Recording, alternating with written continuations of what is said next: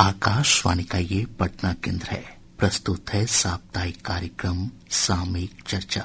इसके तहत पेश है पोषण पखवाड़ा पर विशेष चर्चा।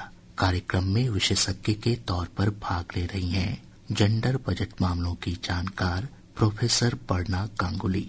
उनसे बातचीत कर रहे हैं आकाशवाणी संवाददाता धर्मेंद्र कुमार राय।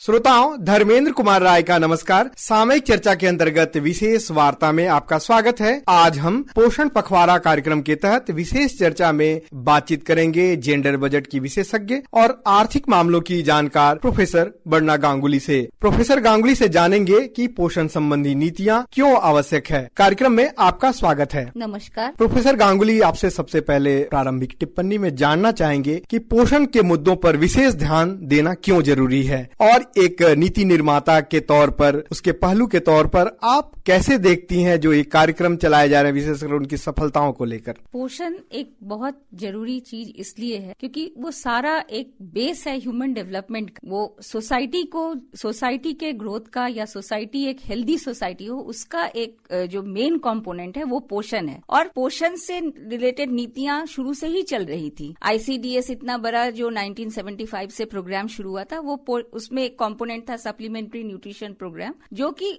पोषण पे ही था, लेकिन कोई खास करके इस तरह का फोकस नहीं था। और ये बहुत जरूरी था क्योंकि एक बच्चा ही बड़ा होकर एक सोसाइटी का निर्माता होता है, और वो बच्चा जो है उसके लिए उसकी माँ पे ध्यान देना जरूरी है। तो ये जो पोषण पखवाड़ा या पोषण से रिलेटेड पोषण अभियान जो शुरू किया गया, और इसमें जो खास फोकस दिया गया, और वो 1000 दिन जो बच्चा एक अपना माने कंसेप्शन से लेके उसके 2 साल तक, जहाँ पे उसका पूरा फिजिकल डेवलपमेंट होता है, मेंटल डेवलपमेंट होता है, उसकी वो पूरा उसका वो समय जो है वो उसका पूरा लाइफ निर्धारित करता है। और साथ ही साथ वो माँ जिसके कोख में वो बच्चा पल रहा है, दोनों चीजें इक्वली इंपॉर्टेंट है। तो इसीलिए ये पोषण कंपोनेंट जो है, ये हर स्कीम का फोकस, जैसे हम लोग कहते हैं कि आज के डेट में कोई भी अगर हम पॉलिसी बना रहे तो उसमें एनवायरमेंट का कंपोनेंट देखना जरूरी है।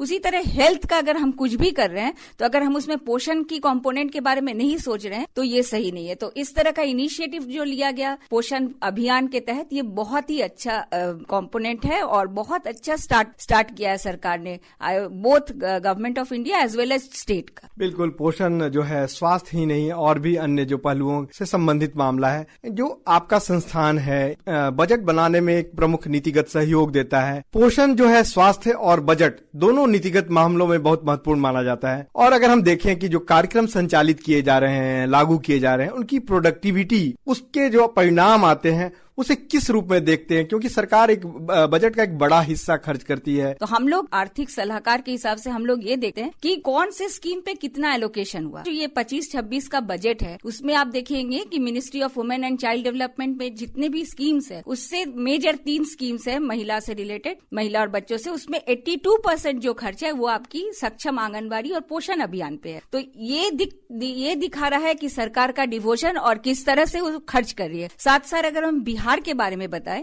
तो बिहार में भी न्यूट्रिशन पे खास ध्यान है। आप देखेंगे कि आर्थिक सर्वेक्षण में एक सेक्शन ही पूरा न्यूट्रिशन पे दिया रहता है। और अगर आप ओवर द 19-20 से लेके बजट का खर्चा देखें तो आप देखेंगे वो 99 है, कभी कभी 100 से ऊपर भी हो जाता है, क्योंकि आपका हो सकता है कि जितना एलोकेटेड मनी था उससे ज्यादा खर्चा हुआ। तो ये दिखाता है कि किस तरह से सरकार इस चीज को एड्रेस कर रही है, न्यूट्रिशन रिलेटेड इश्यूज को, और हर एक नीड को फुलफिल कर रही है। तो इसका मतलब है कि दिस प्रोग्राम, इसमें सरकार की प्रोडक्टिविटी दिख रही है, और अल्टीमेटली इसकी आउटकम ये होगा कि हमारा सोसाइटी जो है उसमें बच्चे जो है वो स्वस्थ होंगे। बिल्कुल, जो परिणाम के नजरिए से देखा जाए तो आपका कहना है कि जो बजट एलोकेशन होता है उसको खर्च करने में काफी एफिशिएंसी है। जो कार्यक्रम आंगनवाड़ी केंद्रों के माध्यम से चलाए जा रहे हैं, जो पोषण वाटिका के कार्यक्रम चलाए जा रहे हैं, जिसको किचन गार्डन के नाम से, मतलब छोटे छोटे स्तर पर जो है, जो छोटी भी जमीन है, अगर जो सरकारी संस्थान है, स्कूल है, तो उसमें हरी सब्जियां उपजाई जाए तो बच्चों को ताजा और जो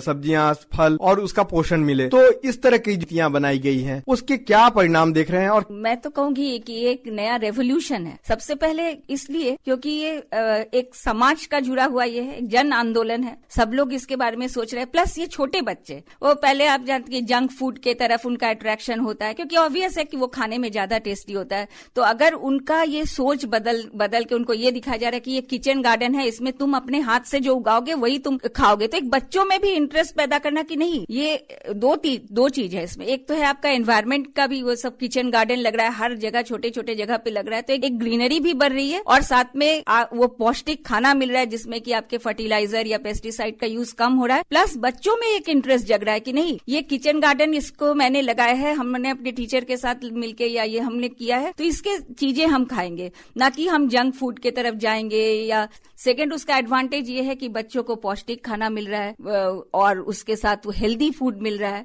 तो ये सारे चीज इनिशिएटिव है जिससे कि आप मतलब सबको लग रहा है कि हाँ, न्यूट्रिशन एक बहुत इंपॉर्टेंट कंपोनेंट है और इसके लिए हमें एक अलग से मेहनत करना होगा और इसको हमें फोकस करना होगा ताकि यही हमारे सोसाइटी की आगे की नींव रखे। बिहार में अगर देखें पोषण की स्थिति की, और जो खासकर अगर जो किशोरियां हैं उनमें जो एनीमिया है, जो खून में जो है आयरन की कमी की, इन सब जो चैलेंजेस को अलग अलग कार्यक्रमों के तहत जो है कैसे इसको एड्रेस करने में, इसका समाधान करने में सफलता मिली है? सबसे पहले तो मैं ये भी बताना चाहूंगी कि अभी के हिसाब से अगर पोषण ट्रैकर के डेटा जो इकोनॉमिक सर्वे में दिए हुए हैं उसके हिसाब से अभी 1.05 लाख बेनिफिशियरीज जो हैं ऑलरेडी उससे कनेक्टेड हो गए हैं और 95% का आधार सर्टिफिकेशन भी हो गया है। तो इसका मतलब ये इसमें जो किशोरियां हैं वो एक बहुत इंपॉर्टेंट कंपोनेंट है, क्योंकि वही आगे चल के माँ बनेंगी और उनमें अगर एनीमिया होती है तो यानी कि हमारा समाज इससे कहीं ना कहीं अफेक्टेड होगा। तो ये पोषण की नीड अगर उनको एड्रेस किया जा रहा है तो जिस तरह से हमने देख रहा कि पोषण अभियान में उनका एक इम्पोर्टेंट रोल है,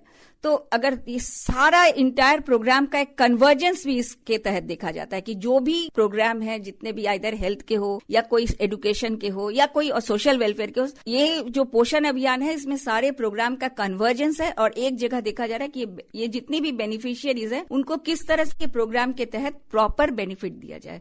जी बिल्कुल। एक शब्द आता है जो है डेमोग्राफिक डिविडेंड का, मतलब हम जो अपने लोगों पर कितना सरकार खर्च करती है और उसके क्या परिणाम आ रहे हैं। खासकर बिहार के अगर परिप्रेक्ष्य में देखें, बिहार की जो स्थिति में देखें, तो कैसे जो योजनाएं जो लागू की गई हैं, कार्यक्रम चलाए जा रहे हैं, उसके डेमोग्राफिक जो डिविडेंड है किस प्रकार प्राप्त हुए हैं? अगर बिहार का आप प्रोजेक्टेड फिगर्स हम ले तो आप देखेंगे कि टोटल पॉपुलेशन का जो शेयर है उसमें 2021 के हिसाब से 17.8% जो है वो 0 to 6 ईयर्स के बच्चों का होगा, 0 to 19 ईयर्स का 46.9% होगा और 15 से 49 का 51.5% होगा। तो यानी कि आप देखिए कि एक मेजर शेयर ऑफ पॉपुलेशन जो है वो आपकी फीमेल का है और प्लस बच्चों का भी है। तो इसलिए इसके लिए बहुत सारी नीतियां सरकार के द्वारा बनाई गई हैं। एक तो सेंट्रल गवर्नमेंट की है ही, साथ साथ हमारे यहाँ भी बहुत सारे एक बहुत बड़ा फ्लैगशिप प्रोग्राम है मुख्यमंत्री कन्या उत्थान योजना, जिसमें कि बच्चे की राइट फ्रॉम दी जन्म से लेके उस जब तक वो ग्रेजुएट ना हो जाए वो सारा चीज एक फीमेल का एड्रेस किया जा रहा है, एक फीमेल बच्चे का। तो ऑब्वियस ये दिख रहा है कि बिहार का जो फोकस है वो बच्चों के प्रति है। फिर बहुत सारी जैसे साइकिल योजना हो गया या मतलब वो सारी चीजें है कि बच्चे स्कूल में आएंगे तो पढ़ेंगे, वो मिड डे मील खाएंगे और ऑब्वियस है कि उनका डाइटरी हैबिट्स भी चेंज होगा, साथ साथ उनमें अवेयरनेस भी ग्रो होगा। वो समझेंगे कि नहीं ये मेरे लिए अच्छा है और ये मेरे लिए खराब है, कि हमारा फोकस इस डेमोग्राफिक डिविडेंड पे है जो आगे चल के, और ये भी हम बिहार के होके हम गर्व महसूस करते हैं कि जब बाकी सारे स्टेट्स एजिंग की तरफ जा रहे हैं तो बिहार एक ऐसा राज्य है जहां पे कि आगे चल के 15 to 59 ईयर्स का जो वर्किंग एज ग्रुप है वो सबसे ज्यादा होगा। तो यानी हमारे लिए ये डेमोग्राफिक डिविडेंड जो है वो बून होगा। अलग अलग बिंदुओं पर काम होता है। जो हम सस्टेनेबल डेवलपमेंट गोल्स की अगर बात करें तो उसमें एक इम्पोर्टेंट कंपोनेंट है जो है बच्चों पर और महिलाओं पर जो है उनके अधिकारों के लिए काम करना, उनके पोषण और स्वास्थ्य के लिए काम करना। तो अगर ये जो सस्टेनेबल डेवलपमेंट गोल्स जो निर्धारित किए गए हैं उनको अगर हम अचीव करने की दिशा में काम कर रहे हैं, तो अगर एक एनालिस्ट के तौर पर देखा जाए, एक विश्लेषक के तौर पर अगर देखा जाए, तो कहाँ पाती हैं सस्टेनेबल डेवलपमेंट गोल्स हैं? सस्टेनेबल डेवलपमेंट गोल्स में एक तो खास करके ही महिलाओं के लिए जो SDG गोल 5 है वो छोड़ के SDG गोल 3 जो है जिसमें हेल्थ एंड वेलबींग है, उसमें भी 11 इंडिकेटर्स जो है वो चाइल्ड हेल्थ और मदर को देखता है, मतलब RCH रिप्रोडक्टिव चाइल्ड हेल्थ को। और उसी तरह से आपका गोल SDG 2 भी जो है उसमें भी 7 इंडिकेटर्स जो हैं वो भी इसी चीज को एड्रेस करते हैं। तो ओवरऑल ये सारे चीज जो है आपके चाइल्ड और मदर के नीड को एड्रेस कर रहे हैं। और हम अगर बिहार के प्रोग्रेस को देखें तो बिहार बार धीरे धीरे फ्रंट रनर था, उसके बाद धीरे धीरे वो अचीवर हो गया, तो वो धीरे धीरे उसकी रैंकिंग भी सुधर रही है। अगर एक हमारा मल्टी डायमेंशनल पॉवर्टी इंडेक्स भी आया है जो कि आपका यूएनडीपी का है और इधर नीति आयोग ने रिलीज किया है, तो उसमें भी जो 12 इंडिकेटर्स है उसमें जो न्यूट्रिशन वो एक मेजर इंडिकेटर है। और उसकी अगर हम देखें कि कितने, क्योंकि उसमें हम देखते हैं कि कौन कितना घटा, तो उसमें अगर हम देखें तो न्यूट्रिशन का जो इंडिकेटर है वो एमपीआई घटाने में उसका एक मेजर कंट्रीब्यूशन है, both in India and Bihar. आज के सामयिक चर्चा कार्यक्रम में बहुत सारे बिंदुओं पर बात हुई, खासकर जो नीतिगत जो कार्यक्रम चलाए जाते हैं उसकी सफलताओं का जो मूल्यांकन किया जाता है, विभिन्न बिंदुओं पर हमने बातचीत की और जानकारियां प्राप्त। सामयिक चर्चा कार्यक्रम में हमारे साथ बातचीत के लिए आकाशवाणी स्टूडियो में उपस्थित थी प्रोफेसर वर्णा गांगुली। प्रोफेसर गांगुली, आकाशवाणी समाचार से बातचीत करने के लिए बहुत बहुत धन्यवाद। धन्यवाद। अभी आप सुन रहे थे साप्ताहिक कार्यक्रम सामयिक चर्चा। इसके तहत पोषण पखवाड़ा पर विशेष चर्चा प्रस्तुत की गई।